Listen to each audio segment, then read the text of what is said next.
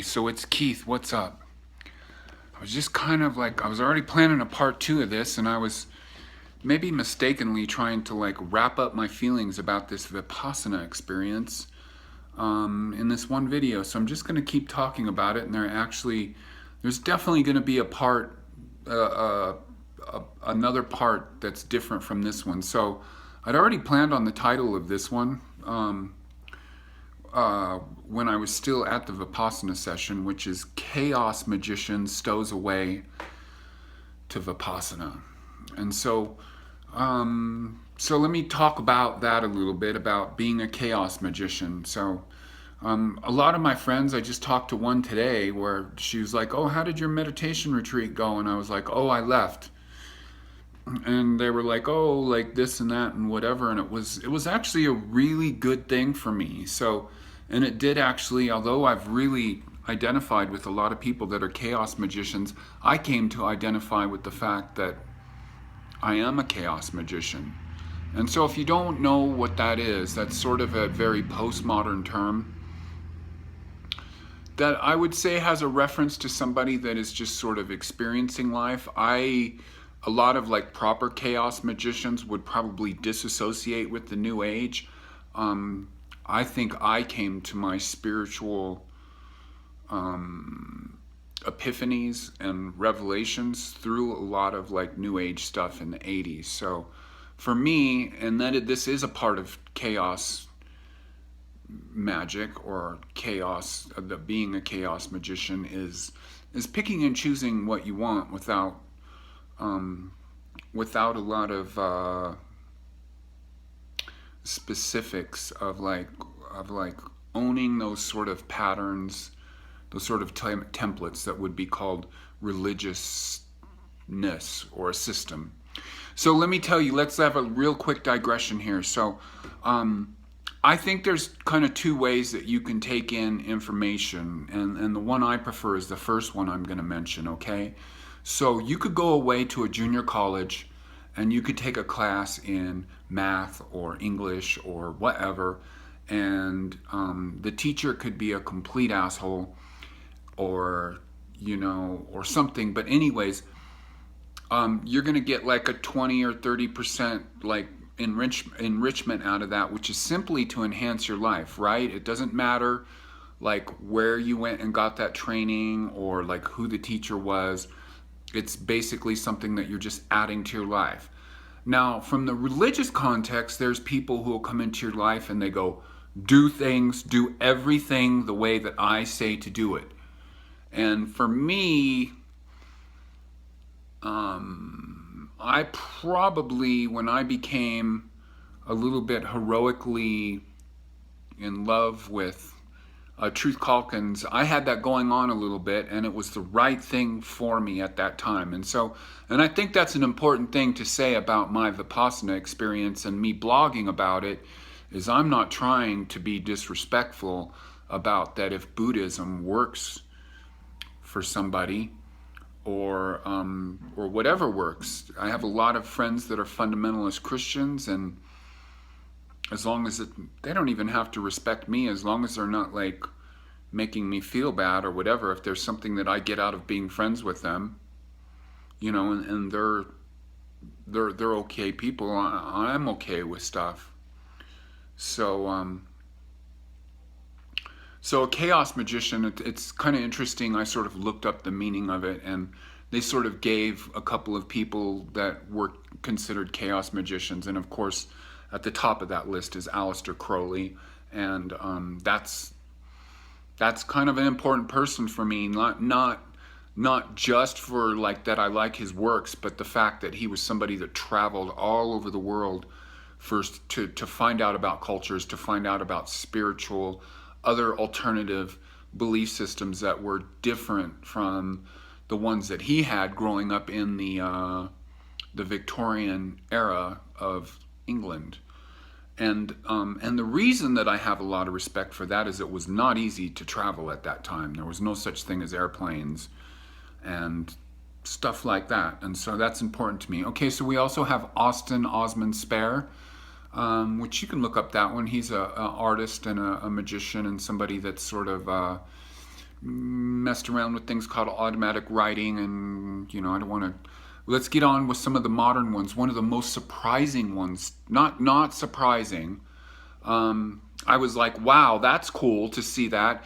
Is the South African rap band called Diantword, which I think that like back when I used to recommend music, I actually recommended one of their videos, and I think they're a really good example of chaos magicians, especially the sort of prankster, jokester stuff that they have going on, and they're actually pretty seriously into like Jing philosophies, veganism, and they appear to a lot of times to be things that they're not. And that's why I say Vipassana or chaos magician stows away to Vipassana, because I knew that I was going in there being that. I was just trying to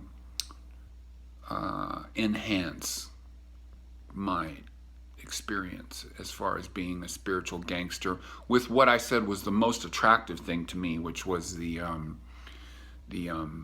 structure, the fact that it was free. It seems super legitimate. Like there's so many things in this world that are like, you know, I'm a healer, pay me, and this was like free, and so I could see how this would be. No, I don't know if it would be a big help, because I actually came across a lot of really my friend Alicia, who you've seen in my videos. She sent me a text of some people that completed Vipassana, and she herself completed Vipassana, and she didn't tell me anything. And when I came back, and of course it's very unusual for me to have an experience and not like blab my mouth off in a very like sort of unrestrained, unedited way. As I was telling her everything that I experienced, she was laughing her head off because she had the same experiences, and I was like, oh, you're so awesome for not telling me. But anyways, other chaos magicians, of course, are all the people that are associated with Throbbing Gristle, Psychic TV, and Coil. Genesis Peorage being at the top of that list, I guess, in terms of public recognition, although I think of the band Coil. And I am actually wearing a Coil shirt right now, and I think my dress talks about that I'm a chaos magician. I mean, I'm wearing a Coil shirt. I have a rosary on, and this is not purposeful dress. I dress this way all the time. This is me. I'm wearing Organite, which is a new agey thing. The rosary, and I'm kind of wearing it in a very sort of Mexican fashion. I'm very much attracted to folk Mexican sort of Santeria, that sort of, whatever, that sort of Day of the Dead kind of stuff. Always been attracted to that. I have on my my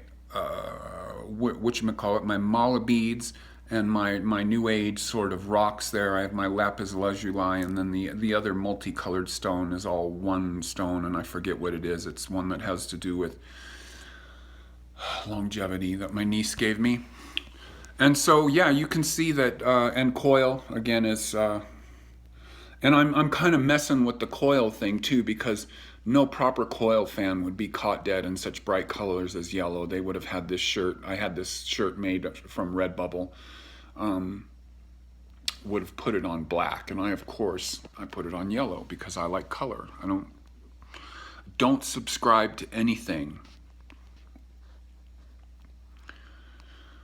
So let's regroup here. One of the things I also wanted to talk about in this was along that same lines of being a chaos magician, and you sort of take what you want, and you see everything as kind of funny, kind of like serious, and sort of like sort of maybe a little bit like disrespectful, not in a whatever, but what I'm saying is like the whole, like a big cornerstone of me is the raw vegan thing, yeah. And I just cannot, like, I take what I want out of that. Like, I'm old school raw vegan, especially now. I'm not like high raw, I'm high sproutarian. Like 75 to 80% of what I'm eating is sproutarian. And then I just find a lot of those people, like I was all around the David Wolf group, and I just kind of had to get the fuck out of there too, because those people are kind of, you get the same thing of when people start thinking that it's, oh, like everything's in this box, everything's defined by this. We listen to everything that David Wolf says, we listen to everything that Dr. Doug Graham says, we blah, blah, blah, blah, blah. And for me, I just gotta keep me going on in there. And for me, a lot of the whole raw vegan, postmodern wellness extreme people, and I spent a lot of time around the whole David Wolf group, and they were all a bunch of like sort of Orange County soccer moms, a lot of like uptight people, in my opinion, not so much of a lot of the sort of hippie punk kind of skater kind of. That's the world I come out of, even though I'm like 53. I still never stopped being all of that. And I very quickly identified that like all of those people, like there was nothing sort of flamboyant or interesting about them, or they're all kind of like uptight. I'm like, there's no way that any kind of uptightedness. Oh wow, I'm up to 11 minutes. So uptightedness has anything to do with me.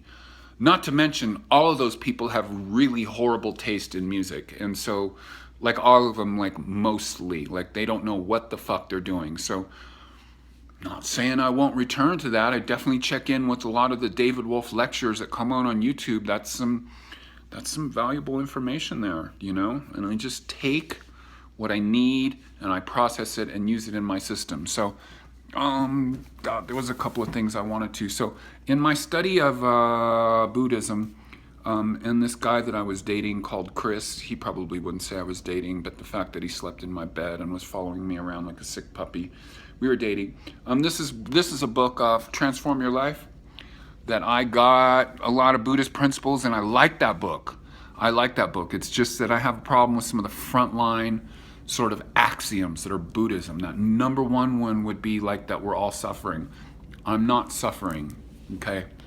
Along the lines of Vipassana is sort of like not being owned by your life, like about things that are not authentic, things that are not real, of things that are not free, of getting caught up in addictions, and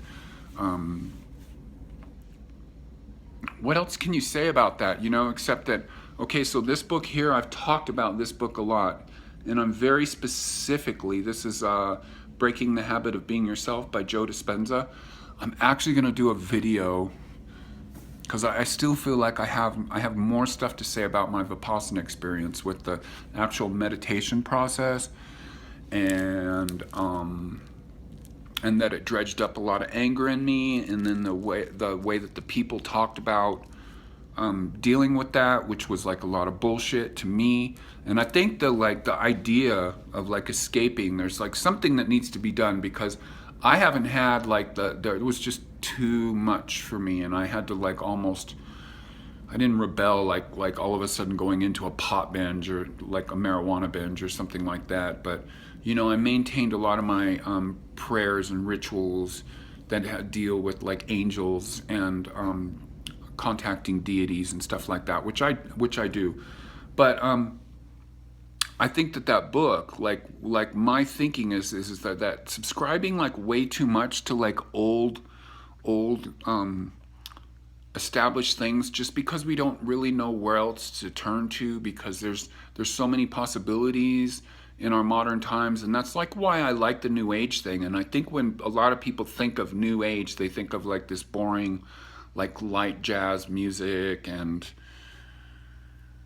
rainbows and unicorns, although I don't have a problem with rainbows and unicorns, but you know what I mean. Some people, it's just not, it's too foo-foo-y, it's too Doreen Virtue-y, like I like Doreen Virtue. Like I'm very into like addressing the dark, and I use very dark tarot cards like the Thoth deck, and I think that is being a chaos magician, of where I can listen to like really dark, weird emo music, and then I can be excited about the new upload of Doreen Virtue, of her talking of giving angel predictions for the week and stuff like that. So I have more to talk about here that's dealing specifically with my own practice, and that's where I came at with just going like my own practice is pretty good.